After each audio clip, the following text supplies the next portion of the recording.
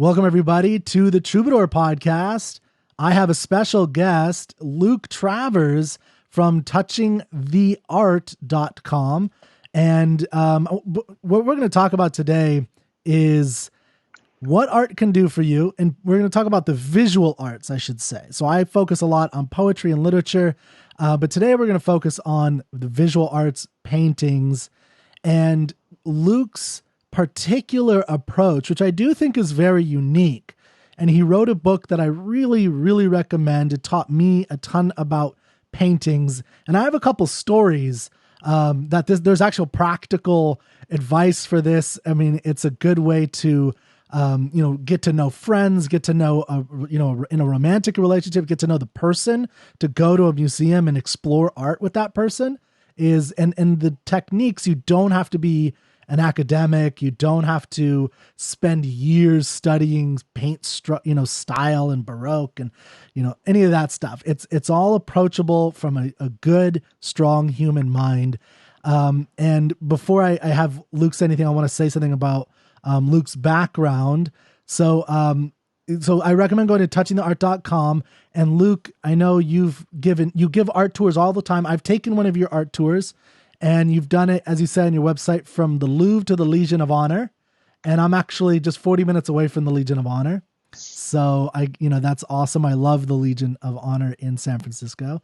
You taught art appreciation to elementary and junior high school students at Van Damme Academy. And in the summer of 2009, you wrote this book. And I think it's very helpful for people. Today, you teach at Literature at Our House. Anything you want to talk about what you're doing now before we jump into the painting so people can, get to know you a little bit? Sure. A couple quick things. And Kirk, thank you very much for having me on here. I'm excited to talk about art and also maybe, your realm too, poetry, and maybe how they intertwine. Yes. But I spend a lot of time online as well as giving tours in the museum. So I do a lot of, as you mentioned, literature at our house.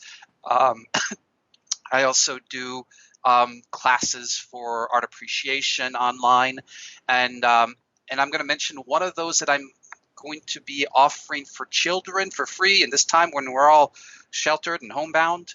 But the other thing that I do also is I work at an art museum, and I help train the docents, the tour guides at the art museum, and sometimes I contribute a little bit to audience engagement with the exhibitions. And so if that's of interest to you, I'll be glad to talk more about that as well.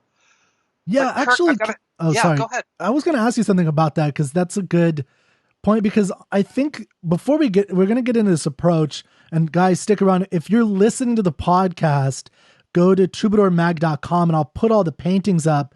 I'll also put the video if you want to, follow along. We're going to try to describe it. So if you're listening, we're going to try and describe the paintings with full detail, which is a good technique that Luc talks about. But I know you say you do these tours. My mind of tours is a little boring. And that's my honest emotion when I think of museum tours from my youth. It's like, oh, this person was born this time and that time.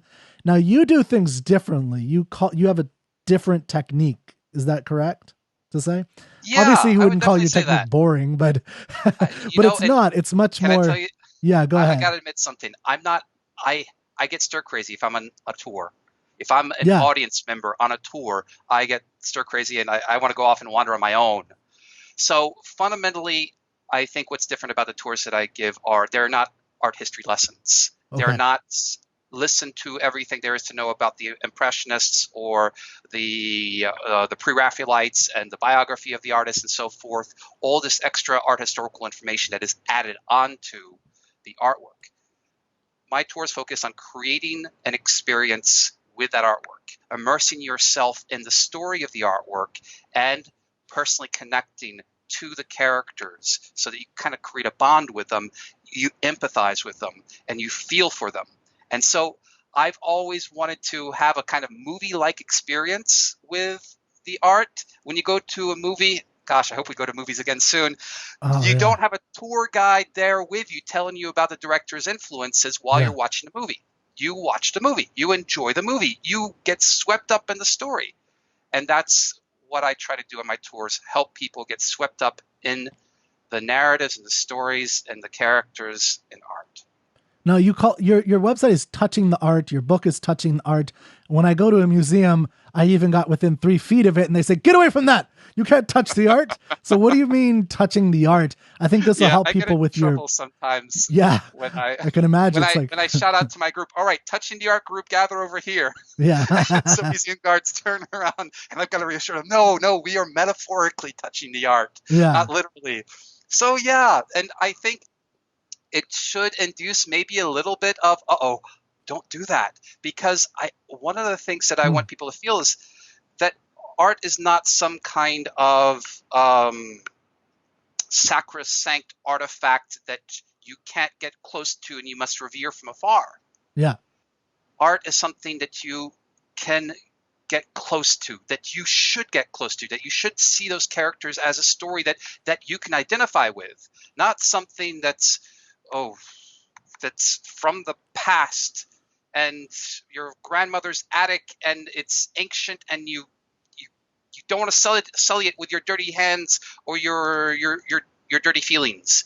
You mm, get into it, yeah, feel it, and so maybe it's kind of breaks through a little bit of that barrier of, you know, don't treat it like the portrait on top of the fireplace that you can't get close to. yeah, Yeah, get to know the character in that portrait and the top of the fireplace. yeah. You Touch. make it personal, and you have a picture in your book that I love, which is the little girl who's like, is she like hanging in the statue's hands? And is that right? Something like that, or Oh, she's like hugging the yeah, my little statue. niece. What's that? Yeah, yeah, my niece. Your Yeah, niece? my Yeah. niece. That was my niece Quinn when she's 2 years old. Now she's about 11. Oh my Oh goodness, wow. maybe 12. Oh my, she better not be watching because she's going to get angry at her uncle for not remembering exactly how old she is. But yeah, no, no, no. I saw her get up on a statue. It was at a zoo. It was like the Atlanta Zoo, and she started getting up on the statue, and I'm like freaking out. What is she doing? She's touching the artworks.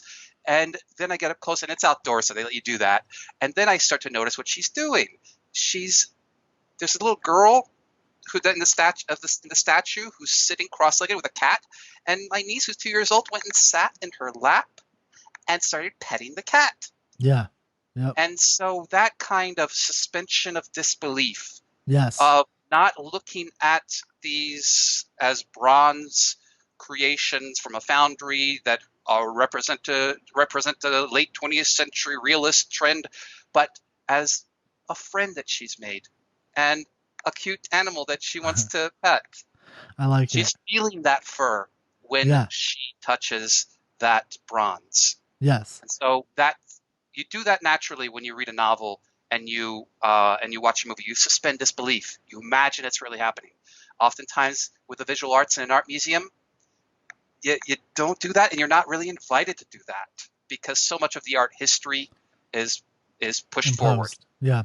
Okay, so let's look at a work of art. Let's look at something and go through it your way, Well, Kurt, or way you help people with. yeah, I'd be happy to, and I'd like to play a quick game with you. Okay. I'm gonna fall over. I'm gonna try it. I'm game. So you mentioned before that you've used some of the touch in the art approach with going on dates and like Yeah. at art museums and things like that, making it a little bit more personal, kind of getting to know you. Well, would you like to play my favorite game? And Yeah. this would be on a Please. date or just with friends. Whenever I'm in an art museum and I'm with people, this is the kind of game I like to play. Yeah. Great. And I'm always looking for new ways to spice up dates. So, all right, Kirk. so Well, I'm here for you. Um, and if you want to, you can imagine that we're kind of on a date here. sure. I'm happy to. Here's how it works. I've got 3 artworks to share with you. I'm not going to tell you anything about them, and I'm going to show them to you very briefly. Okay. I mean, like 2 seconds brief. And what I like for you to do, yeah, I saw your eyes get wide open That's there. quick. All right. And what I like for you to do is to immediately come up with a quick title, just your first impression of what it is that you're seeing. Okay. In the same way that you might walk into a room at a like there's a party going on, and you see all these people that you never met before, you get first impressions, quick impressions of them. Oh, that person looks friendly. That person looks mean. Are they having a bad day? Whatever it is, register that first impression Yeah. and give it some words, your own title. It could be as simple as people. whatever words that come to mind immediately when you see that. Okay, so All let's right. set this up because I'm gonna have to do a share screen. So let me know when you're ready, and I will cut to that. But that sounds like fun. I All will right. do my best. You ready? And I'm going to share my screen now, and you should be able to see right now a blank black screen. Are you ready? Give me 1 second. I'm gonna cut to the black screen. Okay, I see the black screen now. All right. So I'll show you the artwork and the first words that come to mind. Now, after we go through each of these three, I am going to try to guess which one you're most drawn to. Okay. Okay? Okay. Based on everything that I know about you, Kirk. They're All not right, going to are you see ready? us for a second, so it'll just be the picture and our Just voices. the artwork. Okay, Yeah. just the artwork. You ready? Here's the first one. Okay, can you zoom in at all? Nope. Okay. Just that. Just the first glimpse. Imagine it's a novel. You don't want to zoom in too much. You just want to get a gut Yeah. impression. How would you call it? Oh man, it was small on my screen. I feel cheated a little bit. I guess caught. Awesome. That's As fantastic. that's the only thing I could see was a little small, but I'm gonna pull up a bigger screen. All right, Go go for it. ahead. All right, you ready for number two? Yes. I think haunting, haunted. Fantastic. Uh, Haunting, haunted, fantastic. yeah, like the Okay, past is coming back to us. It's rotted. excellent. Yeah. And the third one, number three. Oh man. I think bravery. Bravery. Okay, that's awesome. I So think I'm going to yeah. guess of the three, here they are again. This one you called it caught. This one you call it haunting or haunted, and this one bravery. So I am going to pick the one that I think best matches you, or best matches your interests, or what might intrigue you most. And I'm thinking it's going to be this one. Yeah, I definitely wanted to get right up in there because I was very annoyed that because I have a different screen than what people at home are seeing. So I like instantly was like, oh my gosh, put that right in my face so I could see it. Because I could tell there was a lot going on and she was doing something. So So yeah, excellent, Kurt. I would I'm agree. now very curious to hear what it is that you're seeing here, and maybe imagine that you're describing to the podcast audience that's not able to see the artwork. What are you seeing here? Yeah, so it's a woman who it looks like she's trying to get up. Unfortunately I'm starting to think that this is from a poem that I know, from The Lady of Shalott by Tennyson. That's at Ooh, least what why are comes you thinking into that? that's at least what comes to my mind. It's been a long time since I've read that poem, but I remember it's about this woman who's kind of disconnected from the outside of the outside world. I'm interested in why it looks like she's tied to something. It looks like there's a rope around her legs, around her tresses, her dress, and she's holding it up. Now I can't zoom in and see what's in her hand, so I have no idea what's in her hand right now. So unfortunately, I can't get any closer to that. And then either there's like little 3 round pictures, or maybe they're tapestries that she's sewing or something. She's like telling a story, Ah, maybe. I can't tell. And then of course, what made me think of it is the woman's face made me think of another painting I've seen that I think is The Lady of Shalott, and I don't know if that's correct. Again, this is all memory and it's been years. yeah. And then there's this window on the outside where you could see grass. And so there's a feeling of like she can't get out to this world for some reason. Like she's separated from that world. And then the look on her face is I know I don't even know how to describe the look on her face. She's maybe consternated, she's frustrated, but she's like had it and she's gonna do something now. Right? hmm That's the feeling I get. It's like I've had it. I'm doing something. I'm I not just love gonna that let it you're offering a quote there to describe what it is that you are seeing in her expression. So what you're doing there, Kirk, is something that I always encourage, is to really imagine that this is a real moment, like it's a movie on pause. And so giving a quote to the character, imagine what it is that they're thinking, dramatizes it more, immerses yourself more into it. And you described a little bit of how what she could have been doing before this moment where we see her kind of twisted up. Maybe she was doing some sewing there with those three panels there. Yeah. Great. Now, Yes. I think I learned that from you, by the way, just to be fair, at least to some well, degree. a lot of the things that you learned from might have learned from me are intuitive, but Mhm. it's with children, they do it automatically. And but often with as adults, we look at this painting and we think, okay, well, who's this and what time period is this? And oh, look at the style and the technique. And so we focus on those things rather than what's happening. Yes. I agree. 100%. All right, so why did you think it was the Lady of Shalott? Was it because of the resemblance? I think it's the lady herself that was just instantly because I remember there's the poem, the book I have. I think it has a painting. Is there a painting called The Lady of Shalott that's famous? Oh yeah, Okay, there's definitely a painting called Lady Shot. In fact, it might be one. I might have it here. Let me see if I can pull it up. I'm going to. and it's been so long while you're doing that. It's been so long since I've read the poem. I know only the basic. I know it's very beautiful. I've read it out loud, the whole thing, and I really enjoy it. But I think there's one of the things I've learned about Tennyson while you're finding that that's interesting is the idea of this disconnected from society type thing. This being misunderstood is a big theme that I've seen in Tennyson. A lot of my friends, and I think some of your friends too, really like Tennyson, and I find that an interesting, you know, concept that he put. You know, the Kraken is like down deep and separated from the world. Even Ulysses in his famous poem, "Who Live Life to the Least," he's matched with an aged wife that knows him not. You know, Mhm. his Telemachus, his son doesn't really know him. His people doesn't know who he is, and there's that kind of disconnected. So anyway, did you find the painting while I stalled for time? So you should be able to see it now, I think. Okay, let me pull it. Let me pull it back up. Yep. Okay, so okay. That's not at all. I completely got it wrong. That's not at all the right one. There's another one I was thinking of. I know this one. This one's gorgeous. But there was another one I was thinking of, which is she's in a room and she's like sewing, and maybe it's not the Lady of Shalott. So I think I'm mixing up my poems.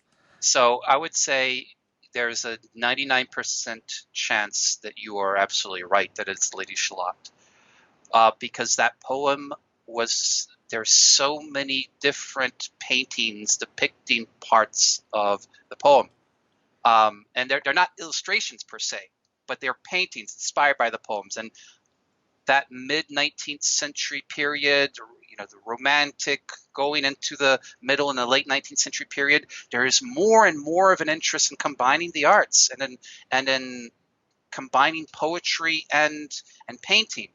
And so I was thinking to myself, okay, what's a poem that Kirk might know that I really love and that's also really tied to famous artwork? And that's why I brought up this particular one right here. Yeah. So I see what you're saying. So that is so I did kind of nail it because I just looked it up, and the painting I'm thinking of, I can't find the name of the painter right now, but she is it is the Lady of Shalott. She is with her hands back behind Yeah, her. She has a red dress, and there's the three little tapestries in front of her. just like this one, right? Let me Yeah, that one is by Waterhouse as well. Well, okay, so and it So is the yeah, same face. The face is very oh of yeah, the woman. similar kind of face, right? Yeah. Um, that was awesome. I loved that. I can't believe you that I was actually somewhat aware of that. So I'm proud of Kirk, myself. I was great, like, great yes. being able to identify Yeah. the poem. Yeah, and I would say that at this point, you're not even halfway to completing the experience of this artwork. Okay. So you have a sense of, okay, what's going on here? But then it's a matter of exactly what kind of moment is she experiencing. And if you can identify the kind of moment that she's experiencing, then you can be able to empathize with it and to ask yourself, when have I experienced that kind of moment? Mm. So I happen to have the poem up here, and I'm happy to share a little bit Please. of Oh what's yeah. going on in this moment. We don't do poetry here, so no, don't do that. Well, all right. I'm twisting your leg. Yeah, please do that. So, I'm not going to read the whole poem. It's a narrative poem, of course, and but the basic gist leading up to this particular moment is you have this lady who's stuck in a tower, and she's got a curse, and she cannot look outside. She happens to live in a tower on an island beside Camelot, so she sees a lot of people going to and fro from Camelot. How does she see them? Not by looking outside, but by looking in her mirror. And so she's able to see reflections of the world through her mirror, and she spends her time weaving those reflections. And she's frustrated because she's stuck inside and the world's going on outside, and she wishes she were there. She sees two young lovers lately wed, and she cannot have that same kind of romance herself. Mm-hmm. So, what I'll do is I'll read the portion that leads up to this part. Please.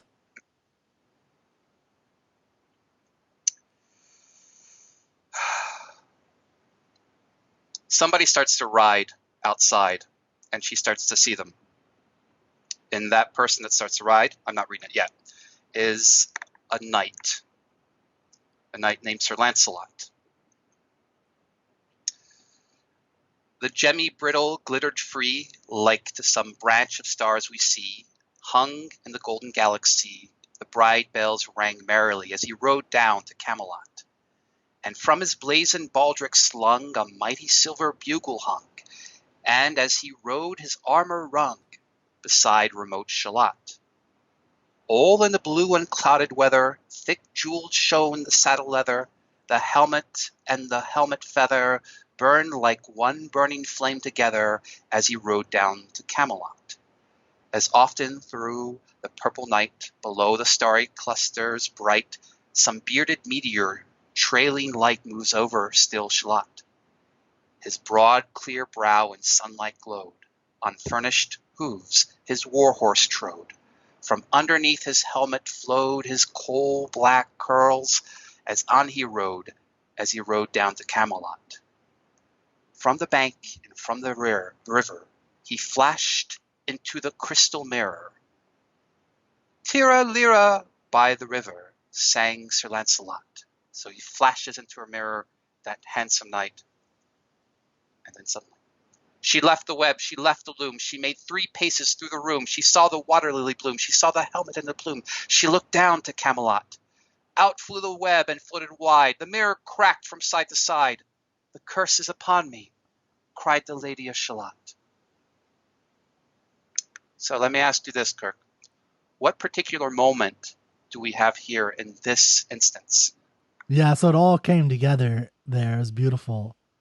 My take is that she just saw him, and that my instinct might have been correct, that she's saying, I'm gonna go down now. And this is like right before she has she looks out into the world and the curse is on her.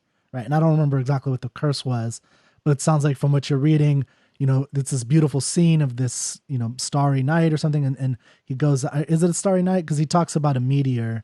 So I'm Oh, picturing. I think it's the description of him riding through with the plumes, I believe, Okay. like There a you meteor go. going through. Yeah, Yeah. So with yeah. poetry, I have a hard time with poetry. I have to reread it a lot to get it. And I talk Kirk, about that all the I time. reread and Yeah. reread, and it's a lot. Well, I always Yeah, say that poetry is not meant to be read; it's meant to be reread. It's literally I that's like the that. point of it. So anyway, so anybody who didn't quite follow along 100%, you're totally normal. Even I have trouble with it. But yeah, so that I get that idea that he's going down to a river, and I saw he took off his helmet, and she must have looked out at him, not from the mirror, but in at him. And this is that scene where she's like, "I'm gonna go down there" or something like that. Is that correct? I think you're very close there, Kirk. Okay. So if you look at the painting, you might even be able to see that what is behind her is not the window, but the mirror. And you might be able to see right Oh, above her elbow a helmet and a plume. oh, nice. And so he's just flashed into her mirror. She noticed him, And what is her immediate reaction to seeing this? She wants to get a better look. Yeah. Yeah, so she And stands as up she's to doing that, what's that? she completely forgets about everything. Yeah. Her the curse that is on her that says that she'll die if she looks outside, if she leaves her tower. But in that moment, there is something that she responds to instantaneously that makes her forget about all else that matters. And so when I'm thinking about, okay, how am I going to connect to this artwork? I think about, okay, have I had a moment like this? Have I had a moment where I see something that is so powerful to me that my attraction to it just makes me, draws me forth, and I forget about everything else? Yes. Are you asking me? Or you I'm asking in general, but if you okay. have something, yeah. No, I mean for sure. Like I sometimes worry about this when I'm on my motorcycle. Like I sometimes worry, like, I'm trying to be calm and there's like a very beautiful woman or something like that kind of thing where it's like, whoa, keep your motorcycle straight, brother. This is not a good time. And the consequences aren't that dissimilar to what's happening Yeah. in the poem, where it's like you got to keep your focus, but there's a beautiful woman right over here, something like that on the side of the road, walking her dog or whatever. So I think, for her, it's, in romance, it's definitely, as a single guy, it's definitely a big thing. And she's obviously single and separated from the world. And she sees someone who isn't just beautiful, but he's heroic, and he projects bravery and strength and everything that she's probably read about a lot, I would imagine. Like he's this kind of idealized person, and she has to, all consequences aside. I mean, I think all, passionate love kind of has that tone to it, especially, in the early stages, as we know, where it's very intense and you give up so many things. Like your friends are like, what the hell happened to you all of a sudden? I haven't seen you in months. Right. And it's that kind of like, consequences be darned, we're just going to have, I'm just going to be focused on this thing. And I think that's what comes to my mind. Absolutely. In her subconscious hierarchy of values, Sir Lancelot is the highest thing, Yeah. and will make her forget about the caution of not letting the curse come upon her. And I can imagine this with a lot of other things though too, like how some people will focus on fame a lot, right? Where they'll, if they have a taste of it, they'll give up everything to get that taste, that 15 minutes of fame. So I think like this is romance, but one thing, maybe to emphasize the role or the value of art for us is, it allows us, it's applicable to a lot of different areas of life. Not just the particular, but the more abstract. And that's one thing. Like the question you're asking, I took romance out of it, but if you didn't take romance to Luke's question about a time when you saw something that made you drop everything, that is a good question to ask. And it doesn't have to be a romantic feeling. That's just you could tell a lot about me as a person by saying that. If you're, happily married with a good family and, your romance, you have your romance with your wife, but the idea of, I mean, maybe you could still see that with your wife. Hopefully you do, where you see your wife and like, you have that same feeling. But it may be a little bit different for married couples is my point. No, that's very well said, Kirk. And I like that you're suggesting that you can expand the empathy to similar kinds of moments that are not exactly what she's experiencing. And the closer you can get, the more you'll be able to bond with her and say, yes, Lady Shalat, I know what you're going through. Yeah. And even if it is saying something like, oh, I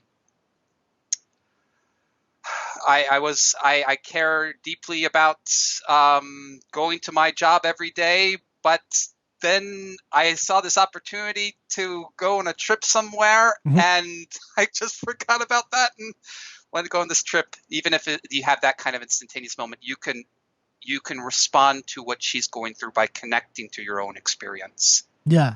I think that's a wonderful way to experience art, is to, connect it in some way to your own personal experience, and it makes it more personal, which makes the painting more and the artwork more desirable to own, possess, that it's yours, right? This is the value of owning certain kinds of artwork like that. And sometimes you can't, maybe it's just a reproduction, but I notice a lot of people don't value great art like this. Although you look behind you and you could value what I value, killing bears, this bear, but behind you are all these paintings. And, I think that's something that we've lost in our society a little bit is, having the personal connection to these artworks. And some are, back 100, 150, 200 years ago, and even 50, 75 years ago, people would just surround themselves with gorgeous art as much as possible, like what we just saw. And hopefully it has a big personal value to you, like what you just said, because that's something that if you do that regularly, looking at good art and you have that connection, you're like, this is something that means a lot to me personally. And yeah, and to be able to say that it means a lot to me personally is something you've got to think about a little bit to be able to identify in your life what it is that connects that artwork. So you say that I've got a lot of beautiful art behind me. I could also say that I've got a lot of personal moments behind me, because each of those artworks, I have personal connections that are that I've seen in those artworks that are about me. Mm-hmm. And so those artworks are kind of a receptacle for the stories of my life. And, I see this one, for example, and these are the stories of my uncle. There's my uncle here telling me all about the adventures that my dad would go on, deep sea diving or rally car racing. So it's all these artworks. So what I look for in all these artworks is, okay, how can I personally connect to it? Going back to that movie analogy, the great blockbuster movies or the Oscar-worthy movies, all that, you can watch them and enjoy them, but it's often those that speak to you, that you like, you love more, that make you cry, that make you care. You've got your own personal niche of your favorite movies, and so expand that niche. Look for that everywhere. Yes, and so I wanted to talk about something that I've seen you do. And when I talk about like some things that I've taken from artworks and from paintings on my own in terms of exploring museums and you being a tour guide, I have gone to the Getty numerous times. I know you've gone way more than I have because I used to live not that far from there. I know you used to live not too far. And one thing that I've noticed is there's the normal way that most people go through a museum like that. And I'm not talking about the modern art stuff. I'm talking about the, mostly pre-modern stuff, right? So when you go into something that has like, 17th, 16th century paintings and things of that nature, that or early 18th, even 19th century, that's the type of art I'm talking about. I noticed that most people will walk through very fast and see everything, right? They'll just look at everything. And I remember having this experience with, some friends that it was after I started learning more about paintings, which happened later in life for me. I was not a painting person. I was not a poetry person. I was a literature person, but not any other form of art really. And I remember having the experience of going to the Getty with some people, and they, zoomed through everything. And I was standing for an hour in front of one painting. Like literally this one painting captivated me. And it's one of my favorites to this day.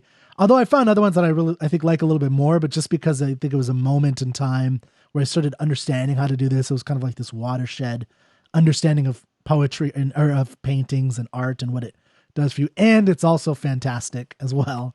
But I just remember that experience of people just going around and looking at it.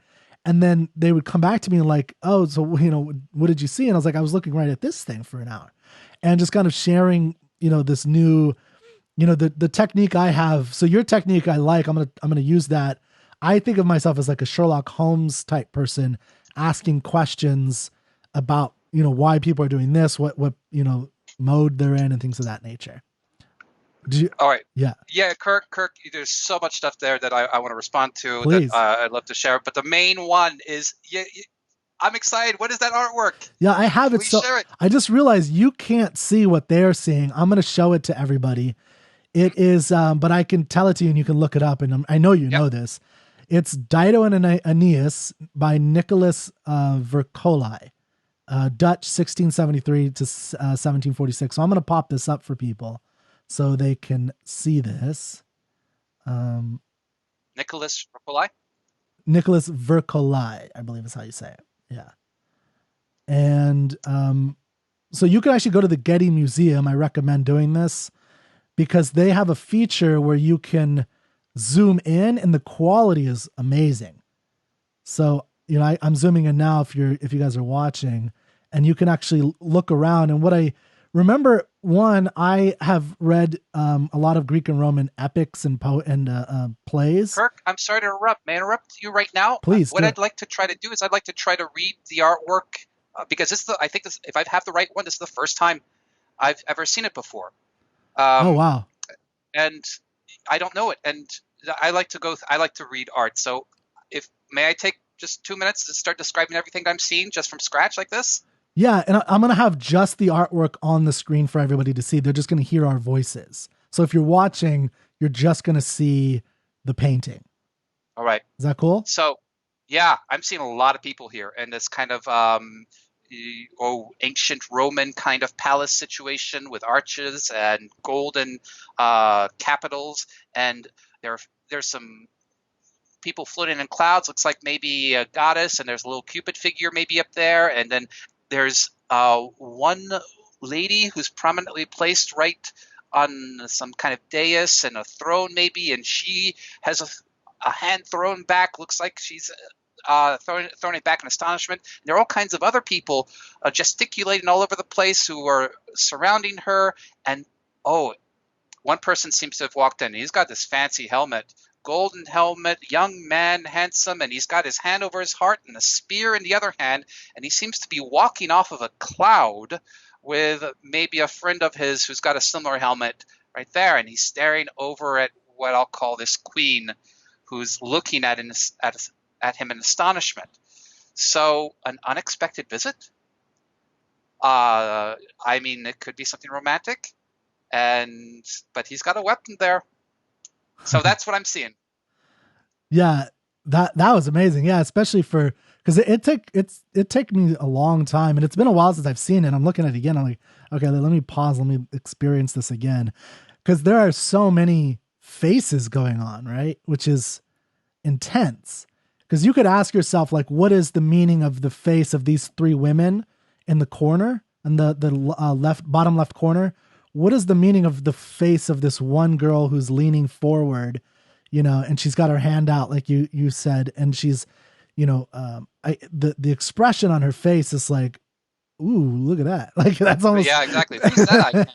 Yeah. that's the face that's what I'm saying. I'm doing a zooming up on it. Like she wants to get a closer look, and she's like to these other girls, wait, hold up. Let me see.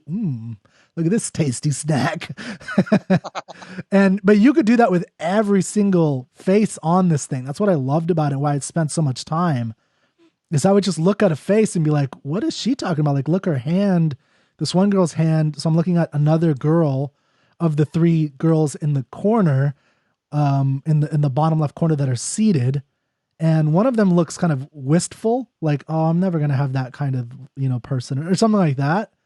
And then there's a woman who's got her hand on her shoulder, like almost comforting her, right? Like it reminds, like this beautiful male has reminded her of something, right? But it also could mean, but I don't know if that's correct. By the way, I want to emphasize that I actually think that there's something else going on with those three, but that's my first reaction. Because like you could also look at her hand. So this is something I definitely learned from you is the experience of going into the stance of a person, right? Like actually doing the Yeah. hands Yeah. and Taking the the pose to get motion. a feel for yourself of what it feels like, because you can get a visceral feel for the emotion that the character is going through. May I ask you a couple questions? Please. Who would you see as the main character here? The character that you'd want to empathize, from whose perspective this moment is happening? You want Would me it to be choose the queen? one? Yeah, one. Um, that's Is torture. it going to be that visitor, the handsome visitor who's astonishing the queen, or the queen? I think the queen. Okay. I think that's my sense, but it's so one and two, like he's clearly the second one. But the reason I So would say, here's why I oh, go ask. ahead. The reason I ask is because what I like to try to figure out is, okay, in order to personally connect to the story, I want to know whose story it is and who to empathize with. So, and sometimes you have some choice, sometimes it's pretty clear. And I like that you picked her. So now what I would ask is, how would you describe the situation that she's going through? Okay, What is happening to her at this moment? yeah, so there's a couple. I do have a couple things that I've already seen that I'm going to probably accidentally bring into it. But one of the Yeah, reasons I point to her is I think more people are pointing at her. Like there's a guy on the ground, um, and this looks like her court, right? So it's sure. her area, Absolutely. Absolutely. right? Yeah. So this guy is obviously important, but he's entering her world, not the other way around, Yeah. right? And you can see like this guy on the ground who's almost looks like he's placating. He's on the ground at the beginning of this, at the bottom of the three steps that lead up to her throne, and he's got his hands out in this way, almost like he's trying to plead with her, tell her something about the decision she has to make. So what I'm getting is she has to make a major decision, and what I took from the hand that she holds up, for instance, in the state that she is in this very difficult situation where she has all these people clamoring to her about something, and I presume that something has to do with this young man that came in, and it's even complicated because you have no. I think most of us would know that we have Cupid up here, and if you know your mythology of Cupid and Venus or Aphrodite, the goddess of love, and she's pointing right at right at Dido, or excuse me, right Like, at the go queen. go get her, little Cupid. Go get her. Exactly. Yeah, so Yeah. it's like this woman Dido is in trouble in a sense because she's got all these people clamoring for her, and then you have Cupid about to strike her with an arrow. Right? He's got his little bow in his hand. And we know what happens when Cupid strikes you with an arrow, right? You fall in love. And so there's something happening where she has a big decision. She has all these people clamoring for her. There are people that are scary people with swords, right? There's guys with spears. There's in the background, framed in these archways that you mentioned at the beginning. There looks like warships, right? This isn't a mess around kind of time. And then you have, like you have a black gentleman, and in the background, like he's also an ambassador. It could be an ambassador or something, or maybe from the countryside. But the point is that it looks like she has a lot of voices in her ear right now, and people whispering about what decisions she's going to make. I'm looking at the people right to And where are her eyes? and her eyes are right on him. Right? Yeah. And she's not looking So, at anything else. Kirk, what can you tell us about that background story? So the story of Dido and Aeneas is one of, I think, my favorite and most tragic stories from the Aeneid by Virgil. And it's an epic poem essentially about the founding of Rome. And we know that the Trojans, that Aeneas came from Troy, which was just sacked by the Greeks. And he is searching around for a new place to live and to stay. And he comes to and really to found a new area, a new town for his people to live, because they just lost Troy. And by the way, if you saw the movie Troy with Brad Pitt, there's a moment when Hector, played by, oh man, I can't remember his name right now. But he's played by he's Hector. He's the opposite to Brad Pitt, and he's famous as well, but not Brad Pitt famous. And he Christian Bale? what's that? No, not no. No? Okay. I don't think Christian Bale's in Troy, but anyway, he so Hector in the movie gives this sword to this character as he's telling everybody how to get out of these secret tunnels. And that's supposedly, from the movie, the call out to Aeneas, because this is kind of what happened with Aeneas. And he's supposed to take the people that are left and found a new city. Anyway, on one of his journeys, he ends up in, I believe this is Carthage, if I remember correctly from years ago of reading this. And she is the queen of Carthage. This is Dido, the queen of Carthage, and she has to make a decision if she's going to take on these people and protect them from potential repercussions from the Greeks. And then, but then she instantly falls in love with him. And there's this very tragic story. I don't know if I want to go and, spoil it for everybody, but there's So this, here's my suggestion with stories in general as they relate to art. please. What I like to do is I like to get to know the story up to the point at which the moment in the artwork is happening. Okay, good point. Not after that. Then I'm going to leave the Because after. then what that does is it tells you, it sets up what was going on before, and here with this scene you have the climax of everything else. So you just need to know enough of until you get to this moment, because what counts is not the background story. What counts is what's happening in this instance. That's excellent. And so Yeah. here's what I'm seeing right now, Kirk. I'm seeing that as you're, should she let this guy in or not? And everybody's debating whether or not that she should. And she is thinking to myself, uh-oh, am I falling for him? Yeah. Does that sound like your experience of what she's going through?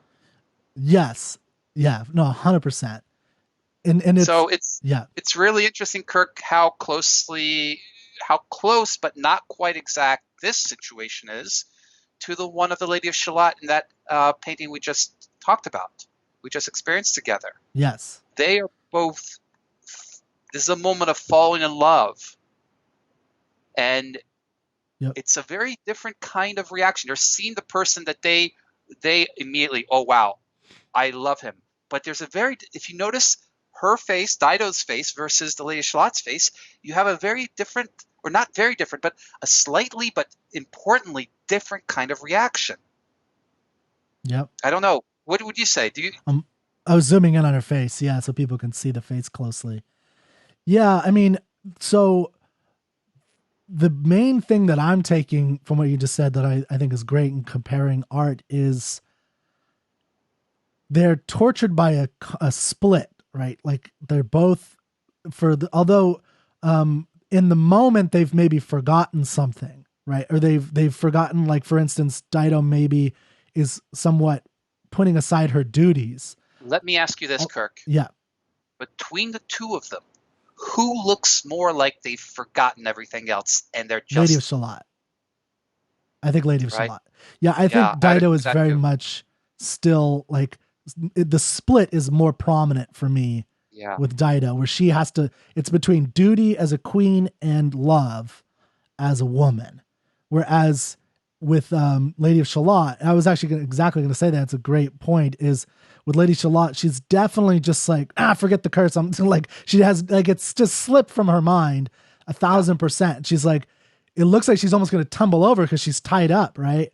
And she's like going to fall over almost because she's so forgotten. And just like my motorcycle example, you forget reality and you're like, it's not a good time to forget reality. Yeah. And to draw that again, Dido here is, she's remembered, I'm on a motorcycle at this moment. I can't lose control. Yeah. And I take it, especially because this poem has so many people in it, that when you look at it more and it fills out the details, that you really get a sense for this decision she has to make. And I think that's a big difference between this and the Lady of Shalott, is that the decision is very emphasized because you have all these people whispering, right? They're all whispering about, like, what her decision is, just like what we're doing right now, second guessing and talking about the coronavirus and all the decisions that policymakers are making right now.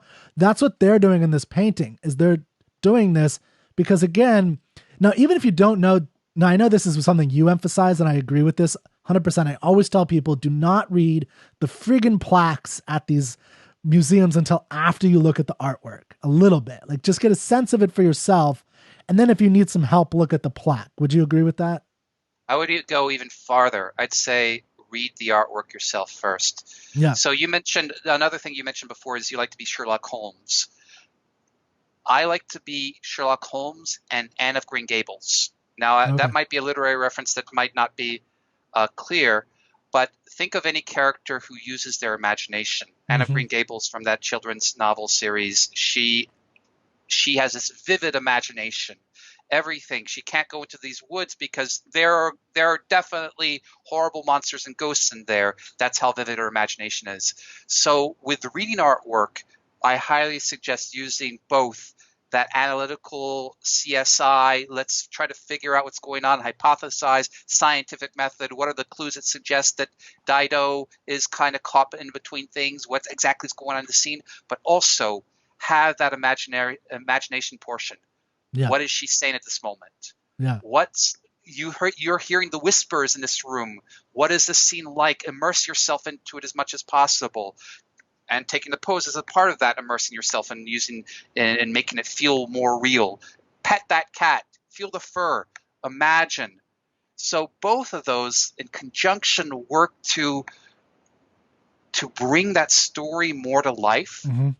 and doing that as much as possible before reading the plaque. Now, a plaque has a lot of issues with it because the primary focus of a plaque is to tell you about the art history of the work, or the acquisition of the work, or the provenance, the who owned this work, and they might have a line or two about the story and the artwork.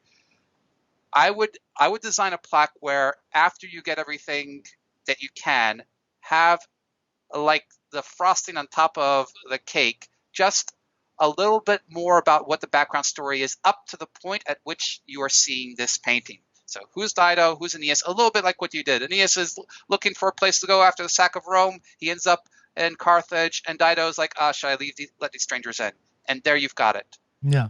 Um, and but if you work in figuring out as much as possible, then whatever background story there is going to fit in seamlessly with what it is that you have already experienced with the artwork. I don't like going to the titles of an artwork first immediately, because often the title of an artwork will give you too much, will spoil the ending of the story. Yep. So Yep. I like that you suggest to people, okay, experience it for yourself first, then fill in any gaps. And I think when I first saw this at the Getty, I remember not looking at the plaque and spending an hour.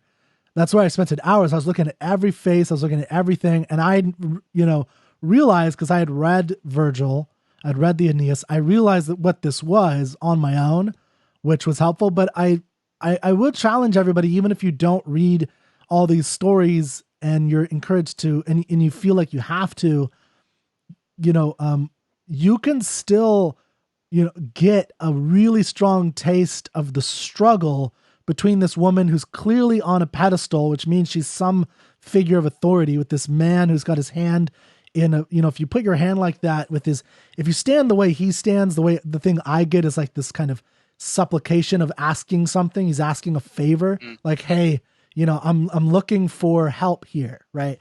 And he's putting himself in this defenseless position, trying to say, I'm open. Right. And I need your help. Right. And you have a man behind him. So the point I'm trying to make, because analyzing this painting would take like an hour because of all the faces, literally. Like I could talk about each figure in there and what his role is. But what I'm trying to encourage people to do is, yes, I read the Aeneid and that really helped to fill in the emotional, impact that this had. But even without that, there's a lot of times when I don't have that, right? When I didn't read the story, that you could still, if it's a good painting, I think you still get so much just within the painting that you have the ability to, maybe you wouldn't say it's Dido and Aeneas, you would say, it's some man who's coming and he's supplicating some queen and she's falling in love with him, and there's like a lot of turmoil and she's struggling, and that you have, and you could come up with that without even knowing the names. That's the point. So Kirk, and I'm glad you're emphasizing that. And we spent a lot of time with two artworks here that have substantial background stories. May I show you one that has no background story at all? Let's do it. And see if we can personally connect to it? Let's do it. All right. So I'm going to show this one here. And would you give it a quick title to begin with? Just the first couple words that come to mind? Okay. Can you see it? All right. And here it is. It's not up yet. Give me 1 second. Okay. Sisters is the Great. title that comes to my mind. Awesome. But I was going to say something like, you know, imagination, like just the playfulness of childhood. Those types of ideas come to mind. But sisterhood, I think, is actually better. So why are you thinking they're sisters? Well, so the first thing I thought was the little girl with the pencil or something in her mouth, and she's thinking. I think that's a pencil. I can't zoom in on that. Oh no, she's playing something. Okay, so that makes it different. So she's playing like a little flute type thing, and so that even emphasizes the sisterhood thing for me, because the way the younger sister looks admiringly at her older sister, and then they're of course intertwined together with her arm over the older sister's leg, and then of course the younger sister's playing for the older sister's playing for the younger sister, and it looks like there's a house in the background, and they're kind of sitting with their just propped against each other with all of bare nature around them, and that's. Are you seeing a house in the background? I can't tell. I see something in the corner, the left corner. Oh, I can't tell what that is. I can't zoom in on it. Okay, if it is, it's okay. It's something really kind. No, but that's not. It's not the big white thing. That's a sky, right? That they're kind of out away from everybody here. Okay, so that's not a house there. Okay. Well, maybe that's a house in the background, but it's not close up. They're not like against. No. The house. Okay. Sorry. Yeah. Thank you for emphasizing that. It's in the far background, like they're far away from, and they're isolated from everything else, and they're in the foreground. And again, they're twined together. It's a barren foreground, really. Like the grass is all dead, and they're very alive, though. That's true, and they're not really noticing that. So let me ask you the same question I asked with that the Dido and Aeneas painting. Which of these two characters would you make the main character? The younger sister. The younger sister. Yeah. So what kind of moment is she experiencing right now? Love for her older sister, admiration. So that's what you're seeing. So no. I want to follow up on that because I want to make a distinction between what she is, her reaction to a situation versus the situation that she's in. Okay. What's happening to her right now? Her sister is playing for her. Yeah. Yeah. I see what you're saying. Versus like the feeling of admiration and love, it's the action is she's listening to a sister play for her. So you can imagine all kinds of different other reactions. This same situation. You got somebody playing for you, you might like be twiddling your thumbs, or like, oh my gosh, I didn't know you could play, or be bored, or whatever it is. So think of the situation, and then what that can do is you can recall those kinds of situations for yourself. Think, okay, when have I been with somebody who was doing something that was pretty cool, and that I was enjoying and experiencing that really cool thing that they were doing. Oh, maybe watching my friend fix his car is really good at that. Or, we went camping and my friend pulled out her guitar, and I just sat there, and I remember the feeling of enjoying listening to the guitar and admiring her. But I try to think of the situation first, and then let the emotions from that situation. So you recommend you look at the painting, you have a title, just so we have like a basic idea of your method. You look at the painting, you quickly get a title for it in your own head, not the title they wrote down, your own title. And then you ask who's in the main person in the painting, right? Who's the, is that the word you'd use? Yeah, the focal point. And then you would ask what emotion they're experiencing or going through. Is that how you put it? So I think that's pretty close. I would say, I would spend more time like I did with the Dido and Aeneas, and like you did with the Lady Shalott, just reading the artwork, figuring things out, but in the back of your mind. Oh, I see. Just like in the back of your mind when you read a novel, you're thinking there's going to be a plot and there's going to be a main character. So in the back of my mind, I've got it. Okay, there's going to be a character, a main character, and there's going to be a kind of moment that I can identify, a situation, and be able to tell what kind of reaction I have to the situation, and identifying that situation is the thing, the abstract thing that's going to allow me to personally connect to it, to bring in my associations. Okay, So I see what you're saying. So you want to get to a point in the understanding of the painting, yeah, of reading it, where you can then associate it to something that you have. So it's the reading first, which helps to do a title, to ask who's the main character, just as a way to methodologically approach a painting, right? When there's a lot use going the on. Sherlock Holmes and the Anne of Green Gables Yeah. method. Look at all those faces. Go there where they are. Imagine all the sounds around them. Imagine the music that she's playing there. Take the poses. What is that girl looking up thinking? How would you quote her? Yeah. How do you quote the young girl? Yeah, that's a good question. Yeah, I mean, yeah, so I like that, and then once you have a general reading, then you approach it with a personal story, or personal connection from something in your past or something that you thought of, and that's the kind of imagination And form. Kirk, it doesn't have to be in your past. It Yeah, can be in your future too. You can imagine what mm, kind of moment would I want like this? yeah. Who in my life do I want to share this kind of intimacy with, where I get to spend some time with them in enjoying and admiration, a skill that they have? Well, I definitely think that's a good point that I definitely wanted to make on this episode with you, is the role that art plays in our lives, in terms of, connecting with the art is a beautiful way to kind of understand who you are, but it can also be a kind of way to, who you want to be. And that what you just said, I think, is 100% accurate. Because I will say, I would just say, again, you can know, everyone knows my values already, but especially now talking about romance so much, I would say that the times that I've had the best romances is when you could see a look like that in the other person, right? Like when I've seen a look of true, and not just from this painting, but from other paintings of, like the painting of Ares and Peace at the Getty. That is him with Aphrodite in bed, and the little dove is. And I'll actually pop that up for people just so they could see it, because I already have that. But like, I think of those types of moments as like, this is what, if I have that look of true love, that's what it really is projected as.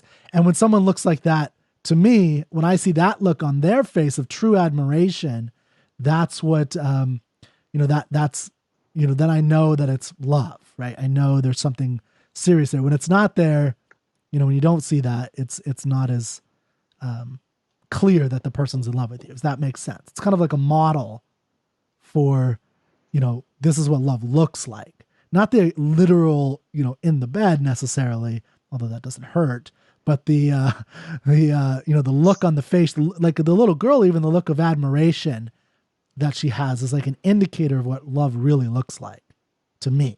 And you can think of, parents looking for those moments in their children, or just if you just walking outside, going for a walk and seeing children playing in the playground, Yes. or whatever it is, but isolating, thinking of this kind of a moment where one person is intimately admiring the abilities that another is sharing with them. 100%. Yeah. And so what I just stated there was kind of the theme of that artwork. And so that's the way I think of a theme for the visual arts: a situation and a reaction. Mhm. A reaction that somebody Situation, has in a particular situation. a situation and a So reaction. Okay. for Dido and for the Lady of Shalott, they have similar situations but different reactions. Yes. I see what you're saying. Yeah. And so the theme would be a statement of the combination of those two. So for the Lady of Shalott, the instantaneous response to something precious that overtakes everything else. For Dido, the conflicted response to something precious which clashes with what you have already in your life. Interesting. Yeah. Yeah. I mean, comparing art is really like a powerful way to experience a piece of artwork, right? Is to, and not necessarily comparing them like there's even anything remotely similar in the style, the subject matter. Like everything in those two paintings, the Dido and the Lady of Shalott paintings, are completely different in every factor possible, really, except that there's a person, different time periods. Yeah. But because there's a similar theme, and this is like the role that art plays in our life that I'd like to, make sure we discuss a little bit, is it allows you to think about these in ways that you normally can't in real life. Right. Because I always come up against people who are, everyone will say, well, yeah, art is beautiful, it's wonderful, but they don't make it a priority in their life. And one of the things, why I'm trying to dedicate myself to this, and I think you do similar, is I think you're missing, like, this sounds rude almost and mean, but I sometimes think that you're not fully alive if you don't have art in your life to some degree. Right. And I know that's a harsh thing to say, but I think there's like there's degrees to aliveness is the way I think about it. Right. Like you could just be staying on a ventilator or just barely surviving, which is horrible. And I hope that's not happening to anybody. But then there's like this high extended, grandiose way of living.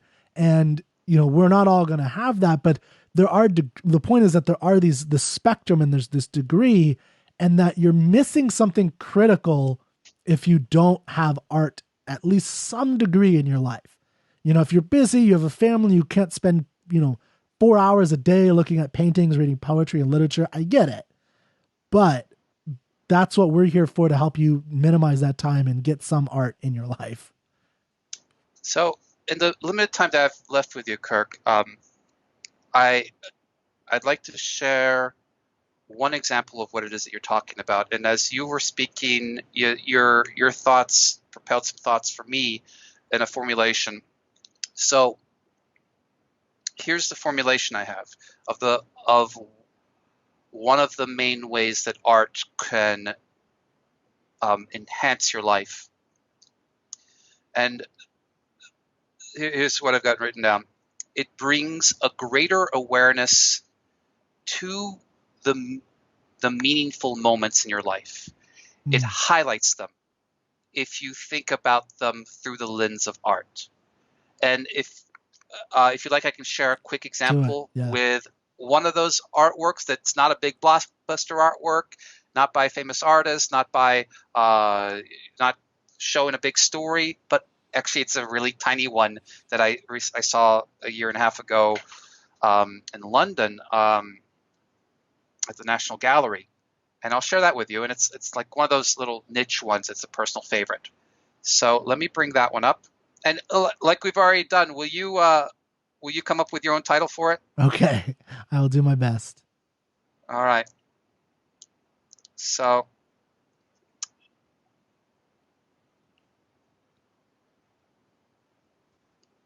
I'm sharing it now. And give it 1 second. Title. Oh man, title. Chivalry. All right, great. Great. I don't know if I like that 100%, but no. But here's one thing about titles. I see titles as not necessarily part of the reading of the artwork, but more about the previewing of the artwork. Uh-huh. So when I'm in a museum, I like to immediately give quick titles to everything that I'm seeing, which will give me an idea of what's going on in the artwork. It forces me to think about what's happening and give it words. And then I get that emotional reaction. Oh, chivalry, that sounds interesting. A lot of times what happens is my initial title doesn't match with what's actually going on, which I later discover in a reading. So I'm very intrigued now that you've called it chivalry, Kirk. Could you take us through a little bit of a reading of what you're seeing here? Well, I mean, the reason I said chivalry is I see a knight in full armor with his sword. I think he's holding it in his hand in front of him. But behind him is a beautiful woman with a wreath of roses around her head. And she's holding a rose to his mask, which is down, like one of those big plate masks that you see in full iron suits.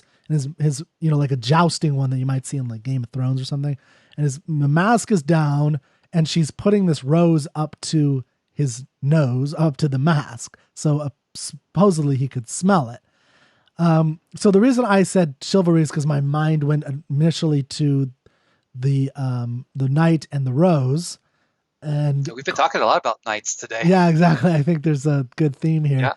And but the reason I kind of crunched my nose to that was normally when I think of chivalry, I think of the man doing something for the woman, but it looks like the woman is doing something for the man in this case, right? And so maybe it's feminine chivalry or something. And so there's this guy behind her that I can't really see who looks like a Now let's ignore that guy for a moment. okay. Let's go back to them. Okay. Imagine a few moments before. Does it look like they were face to face spending time together, or does it look like she's just surprised him? Oh yeah, she just surprised him. I didn't think of it that way. So like What? my mind went Yeah. What somewhere do you see? else. But yeah, I think that's good. What are you seeing that suggests that she's just surprised him? What clues? Well, use your Sherlock Holmes hat. Well, I mean, it looks like he might be seated. I can't tell if he's seated, and he might be just removing his armor. And so the sword is off. He's seated. He's still, it's kind of odd that he has his mask down, right? So I wouldn't imagine that a knight would just like always have his mask down, especially when he's getting down, like sitting down, unless he's preparing to fight, or maybe he's Yeah. It doesn't look like he's out in the battlefield. no, doesn't look like he's in the battlefield. I mean, I've seen some drapes back there. It looks like they're maybe inside, and she's got what, flowers in her hair. Yeah, She looks like she's been out in the field dancing. yeah, yeah. So Right? it's possible. So yeah, I mean the surprise thing makes sense. Like she just snuck up on him. Also the way she's leaning forward, her hand is on his arm, and then again the flower in his face is almost like the way you might put your hands around someone and say, "Guess who?" Like that's Yeah, kind of yeah, the yeah. feeling That's I true. get. I like that. I like that. That's her way. And I mean, if you were to take the pose of the knight right here, where you have both hands up, and then the sudden twist of a head, maybe you get a sense of like there's readiness, maybe startled, Okay, and yeah. it's really hard to see the eyes. I can't But see the eyes if I zoom in a little bit or if I open a bigger picture. But yeah, yeah, you can kind of see the eyes, and the eyes. Yeah, it is hard to see what he's doing. Like what the heck? It is maybe shock or like what's going on, surprise. yeah. Um, but yeah, So yeah, now, which of the characters would you see as kind of the main character here? the night. You know what? I went the other way. Okay, you thought I the went with because she's I doing went the with the girl. action. And you could go with either. You can empathize with either one of them, and Interesting. think about a time you've been kind of just going about your business, and suddenly you're surprised by something that's pleasant, but your reaction isn't quite, oh, this is pleasant. It's just like shock. Yeah, yeah, and you can But imagine. here, Oh, go ahead. yeah, go ahead. Well, I was gonna say you can almost imagine in the next second, like if this, like she just got there and just touched him, and the next second, he may overreact in a negative way. Like I don't know how he's gonna I mean, act. that sword is up. Yeah. He's, Well, and he's in full metal, right? So like I can isn't he? imagine. What's that? Yeah, isn't he? Yeah, Yeah. yeah, absolutely. So I can imagine like him snapping his head back or something like that. Kind of worries me almost. But she has no fear. Is one thing that makes Exactly me right. think not. She's totally confident in what they're doing, Yeah. and kind of is, I got you, and I've not only got you, but I've got a hold of you too. Yeah. Yeah. And so I like her a lot, and I try. So speaking about this kind of moment and how this makes me think not just of the moments in my life, but also projecting into the kinds of moments that I want to have. hmm I I often come across a lot of people who maybe, and I'll make it more generalized here, that that that might be applicable here, that are a little bit, you know what? I don't like art. Yeah. I'm not a big fan of art. And they put up their metaphorical armor and they say, why am I here at this art museum? And I like to think that I can have the attitude of breaking through to them with something beautiful and pleasant, even though that they might not be eager and excited for it, Yeah. that they might be reticent, that they're not in the mood for flowers and beauty. Yep. And then it makes me think of also switching the empathy, thinking of times in my life Hmm. when I have, me myself has been the knight where I've got my full metal on and I'm hiding my face, and then somebody in my life comes and pleasantly interferes with it, benevolently interferes with it, Yeah. and then that makes me melt. Yeah. That makes me feel like I can be vulnerable with them because they saw me in my full armor and still want to come up to me. Yep.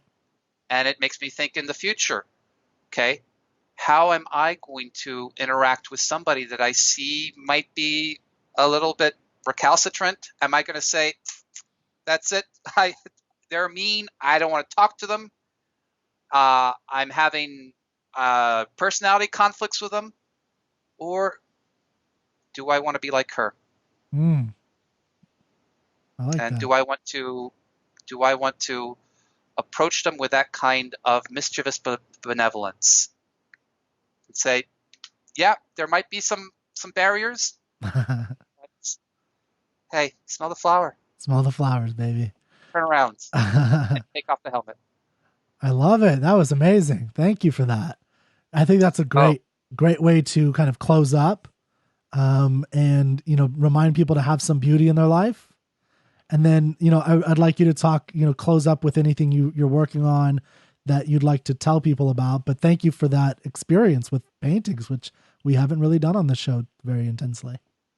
well, I just want to, I think there's just to connect back to poetry, Hmm.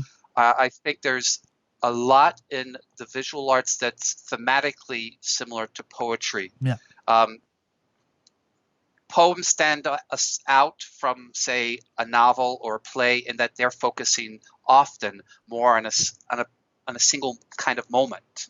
Yep. They don't have the breadth and expanse of a character going through conflicts and then resolutions.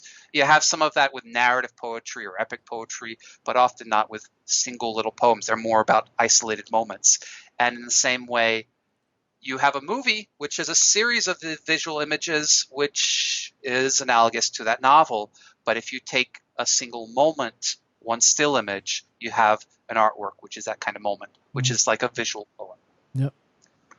So I agree. thanks for offering that I share a little bit of what I'm doing right now. And with all the coronavirus stuff going on and people being holed up, uh, I hope you can see this right now. I've just put up a little advertisement for Oh, some art appreciation lessons for children that I'm offering for free to any families who are interested. These are live interactive lessons on Zoom, and I'm going to have the first one coming up this Friday, March 27th at 1 p.m. Eastern and at 10 a.m. Pacific. And anybody who's interested who wants to RSVP immediately, they can email me at luctravers@hotmail.com. Or if you want to find out more, go to touchingtheart.com, and there you'll be able to read more about not just these lessons, but also about my approach in general. Find out information about my book, and then maybe at another point, Kirk, we can meet again, and I'll be happy to talk about. I've been downplaying art history, but I actually love art history yeah. in a particular way, Okay. not the conventional way of approaching art history. And I'd be happy to come back and share Yeah. thoughts on that. No, anytime you want to. Would love to have you. Thank you. All right, That's been fun. Kirk, my pleasure.